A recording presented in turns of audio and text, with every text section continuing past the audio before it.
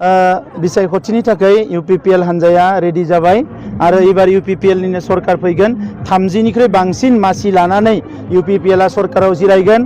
क'क्राझार चिरां बाक्सा आरो उदालगुरियाव बिपिएफ दोलोआ मोनसेबो सीट मोना आरो हाग्रामा महिलारि बिथाङा कसुगाव देबारगाव मोननैबो सीटआव जेनगोन बे रोखा जाबाय आरो एबार इउपिपिएल नि सरकार फैगोन, सोलायनाय फैगोन, गोजोन फैबाय, बयबो रैखाथि मोनगोन आरो जोंनि हारिया माहारिया फारफ्रोमबो बिथिंनिफ्राय जौगालांनायनि थाखाय खामानिखौ इउपिपिएल आ मावगोन। लाइमोनफोरखौ जोङो माखासे खामानि दामानियाव मुखुब खालामनायनि थाखाय जोङो सानदों।